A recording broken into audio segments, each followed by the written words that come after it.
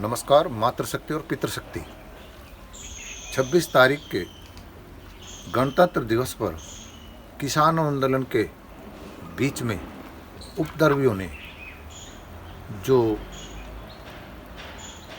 शर्मनाक घटना की है उससे हम और पूरा देश शर्मिंदा है। और किसानों की नेताओं के अदूरदर्शिता, उपद्रवियों के विचारों को सत्तासीन लोगों ने शतरंज बिछा करके दिल्ली में आमंत्रण दे दिया और उस शतरंज की चाल में सत्तासीन लोग सफल हो गए। इस शर्मनाक घटना में किसान पुत्रों और किसान के बेटे जवान कष्ट में वो रहे। वे लोग जो जवान घायल हुए हैं वे भी इन्हीं के बच्चे थे जिनके ऊपर ये निर्दयता से ट्रैक्टर दौड़ाने का, कुचलने का प्रयास कर रहे थे। क्यों भूल गए कि तुम्हारा खून है? ये सभी चीज़ें बहुत ही शर्मनाक हैं, सोचनीय हैं। लेकिन इसके पीछे के कारण ऐसी कुंठा क्यों है उस विषय पर भी मैं आऊँगा। लेकिन घटना निंदनीय है। सत्ता पक्ष कामयाब हो गया और आंदोलन के नेता उनकी चाल में फंस गए। होना ये चाहिए था कि इतना बड़ा जन समूह आपके बात को समझ करके कि हमारी आवाज़, हमारे दर्द, हमारे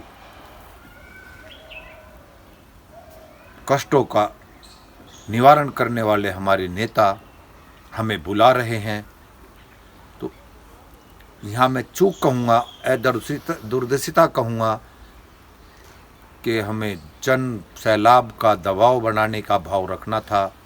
यही हमें अपने सभी आगंतुक किसान भाइयों को बोलना था कि इस बीच में जो सरकार भी लगातार कह रही थी कि उपद्रवी इसमें घुसे हैं, वे कुछ कर सकते हैं, और सरकार को ये चाहिए ही था कि ये ऐसा कोई मौका इन्हीं को दे दीजिए कि ये अपने आप ही बदनाम हो जाएं।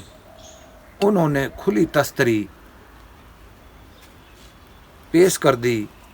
उन उपद्रवियों के लिए बिना संघर्ष के 20-25 किलोमीटर तक लाल किले पर आकर आ गए, बिना कोई बाधा के।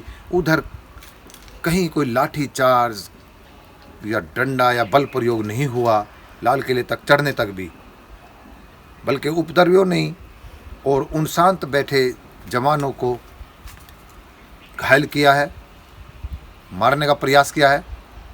इससे ये निश्चित होता है कि सरकार को मालूम था या उपद्रवियों को ऐसा करने का मौका देना उन्हें आंदोलन विफल करने का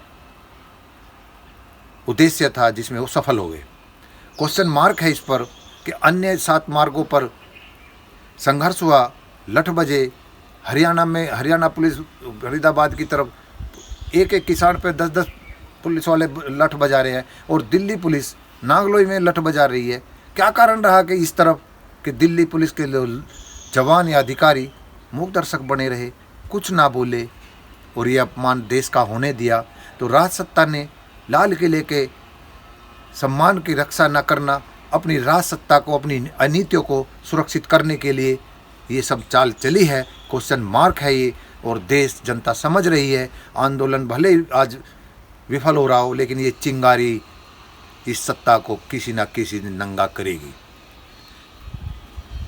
इसके साथ ही ये मेरे गोती भाई ने एक वीडियो डाली है, बड़ी अच्छी बात कही है, 100% सही है कि हमारे लीडरशिप अनपढ़ों के हाथ में है। पढ़ा लिखा कोई लीड नहीं कर रहा है या उनको लीड करने नहीं देते हैं और हमारी कौम बदनाम हो रही है, पूर्व में भी हुई है। क्या कारण है?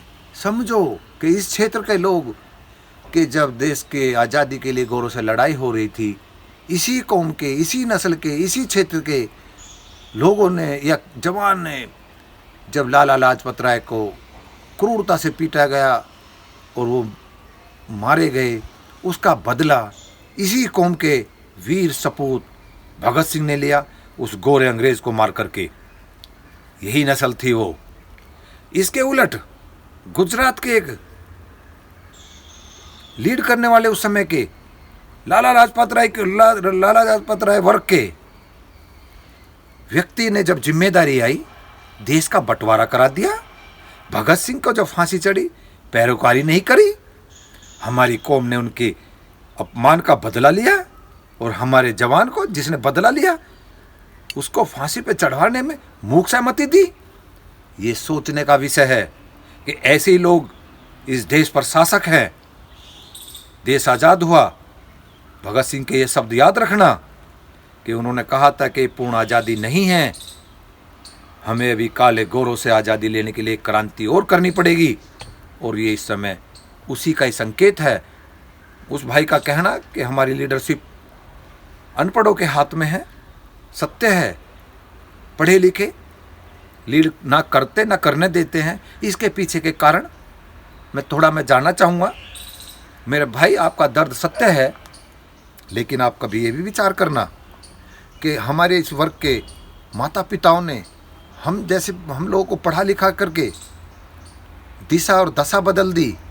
सर छोटू राम ने, आप पूरे पहलू में जाना, अपने किसान कौम के लिए पढ़े लिखे होने के बाद समर्पित थे। उन्होंने इन शहरी लोगों को दंश झेला, देश का गद्दार बोला गया, उसके बावजूद भी वे झुके नहीं और हमारी कौम को दिशा और दशा दी। आज हम जो इस स्थिति में हैं वो उनका महत्वपूर्ण रोल है। लेकिन उन पढ़े लिखे लोगों ने जिस भाव से सर छोटू राम चौचरण सिंह ने कौम का, समाज का नाम कराया या करने के लिए नौजवान पैदा किए, आज जो हम सर्विस सेक्टर में या किसी भी बिजनेस क्षेत्र में हैं, उन लोगों ने अपने परिवार, अपने समाज के प्रति क्या रोल अदा करा, क्या दायित्व निभाया, ये कभी ध्यान दिया?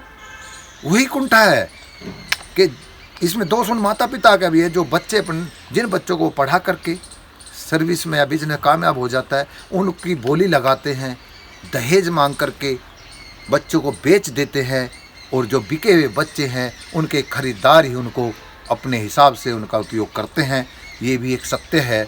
अपवाद कोई हो सकता है, व्यापार में जो सफल हो जाते हैं उनका भी यही हाल है, और जो सर्विसेज में है या व्यापार में है उनके अपने यशेषना निजी स्वार्थ के लिए वो अपने समाज और परिवार को भी भूल जाते हैं। अधिकतम तो ये भी होता है जो उच्च सर्विस में हैं वो अपनी कौम की लड़कियों से शादी भी नहीं करते हैं। उनका उद्देश्य ये होता है कि मैं धनपति या किसी उच्च अधिकारी की बेटी से या उच्च राजनेता की बेटी से, वो किसी भी जाति का हो, शादी करूँगा तो मेरी नौकरी, मेरा काम सुगमता से आसानी से चलेगा। वो अपनी कौम के, अपने माता पिता के कार्य दायित्व को भूल जाता है।